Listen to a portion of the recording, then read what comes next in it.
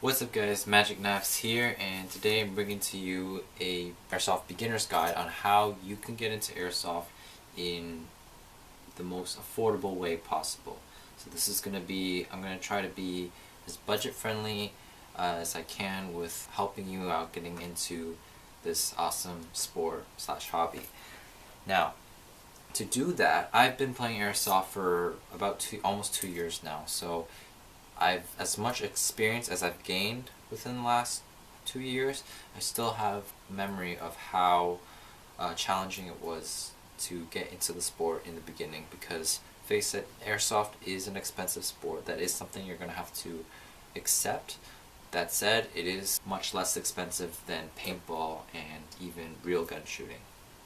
So with that, I'm going to kind of take you on a journey on what I purchased first and the sort of things that decisions I've made on what was necessary and what was unnecessary, and why I could, or at least I could save it for later. So first things first, before you even consider buying anything for Airsoft, go to a local field. Obviously make sure Airsoft's legal in your country, but if you've already done that, look up a local field and go play a game of Airsoft. Rent the gear first and see if you like it. After the first 1 or 2 games you enjoyed it, now and you want to explore the sport a bit more, the first thing I would suggest picking up are a pair of proper safety goggles, full seal goggles, and also a mesh mask. You could go for a paintball mask as an alternative, but it's a very bulky mask. It kind of gets in the way of you aiming down your sights, so I wouldn't recommend it personally, even though it does provide full head protection. Alright, but my recommendation is get a decent pair of full seal goggles. Try to get ones that don't fog easily. You can do that either by, for some models, you can take the foam out so it's easier to breathe, or if you can find little vent holes that you can just have within your goggles, it makes it much easier, so that way your goggles don't fog up so easily. Also, the mesh mask. This protects your face and your teeth, alright? You'll notice I have these ear pieces on the side. These are by Brain Exploder. Most mesh masks do not cover your ear, so while this may not be entirely necessary, it is something worth considering in the far future if you continue Airsoft by then. Or you can just find a mesh mask that covers your ear as well, because getting shot in the ear is pretty painful from my experience. In terms of what you wear to Airsoft, you don't need to be intimidated by the people who wear full camouflaged uniforms or things like that. You literally can show up in your sweatpants, your jeans, and hoodie. And that's literally what I do. The more skin you cover, the better, because ultimately you want to take the sting out of the BB.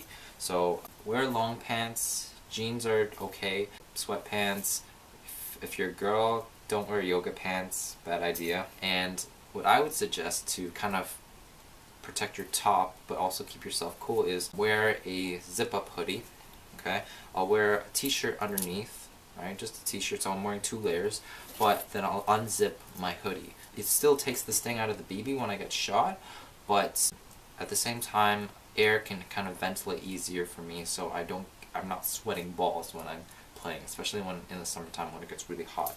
So that's what I do to protect my arms as well as my body. Now, in terms of shoes you wear, as long as you're comfortable to run in your shoes, it's pretty much up to you what type of shoes you want to wear. What's critical is that you minimize the risk of you rolling your ankle. Okay, I'm a big fan of high top shoes. Naturally, it covers my ankle more, less likely for me to roll my ankle.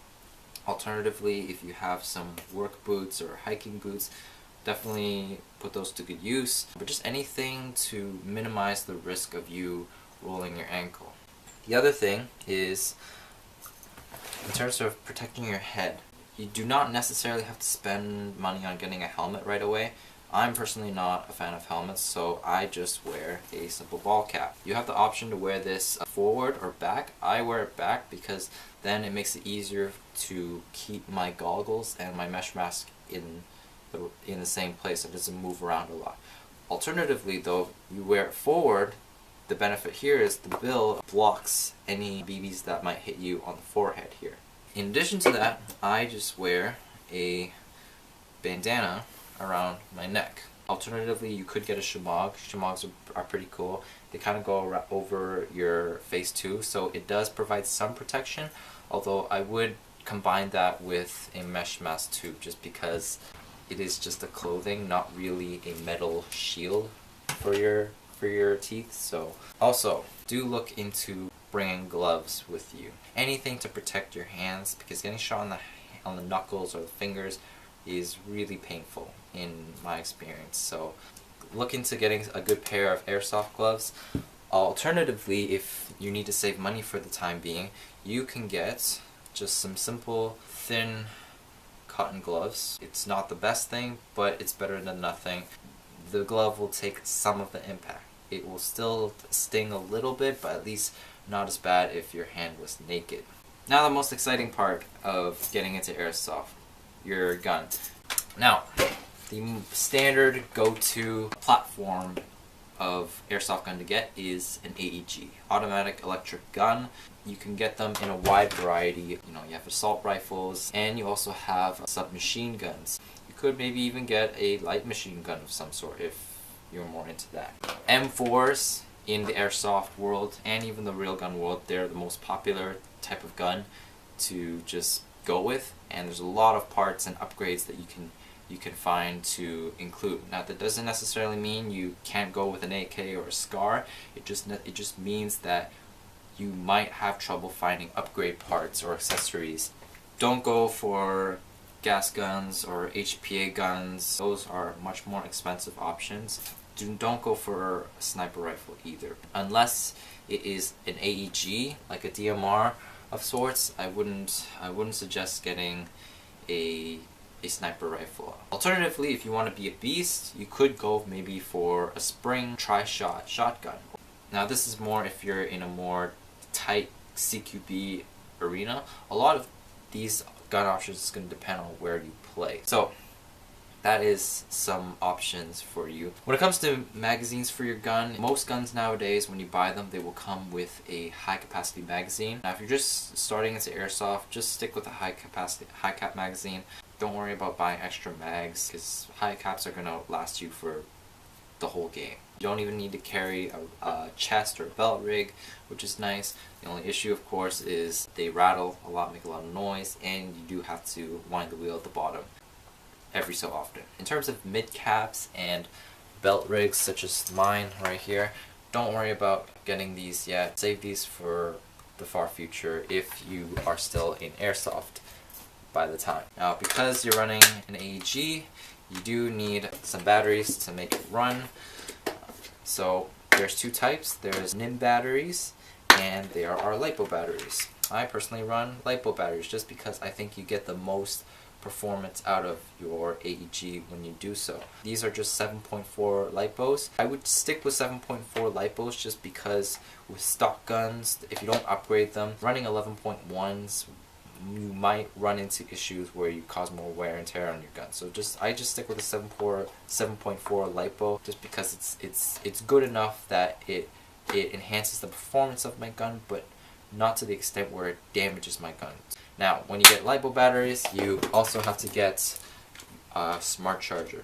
You don't want to go with anything other than a smart charger because this is going to help increase the lifespan of them. Anything else, you're going to risk damaging and overheating your battery, which is going to cause problems. Once you pick up the gun, once you pick up the batteries, make sure you get a smart charger. Getting good BBs, you want to ensure you get 6mm BBs. If you're shooting indoors and you're just running an assault rifle or an SMG or maybe a shotgun, just run with 0.2 grams if you're running indoors. Now, if you want a little bit more accuracy, or if you are running a DMR, you could go with 0.25s or higher, of course, for more accuracy because you need it. So that's one option. Now, if you are running mid caps, obviously you do need to get a decent speed loader. So if you do decide to get mid cap magazines, you will need to get a belt rig or chest rig. I run a belt rig just because it's cheaper and it keeps me lightweight when I'm running around, and I also get some mag pouches. If you're just starting and you have a high capacity magazine, just run with that for now. Don't worry about getting this belt rig or mag pouches until you start running mid capacity magazines, because by then you're going to have to carry more magazines. You're going to have to practice your tactical reloads as well. Got my sidearm here. Don't get a sidearm when you first start. Save it in the far future when you really see yourself playing the sport consistently. The only reason you would use a sidearm is if you run out of BBs for whatever reason, or your gun fails on you, or maybe you're not in a situation to reload fast enough because there's a guy right around the corner about to shoot you. But even then, you really don't use this that often unless you are a sniper and you have minimum engagement rules at your field. So everything I've addressed is specifically for beginners, but if you have any more questions, leave them down in the comments below. Don't forget to hit the like and subscribe button, and I hope to see you guys in my future videos. Until next time, peace out.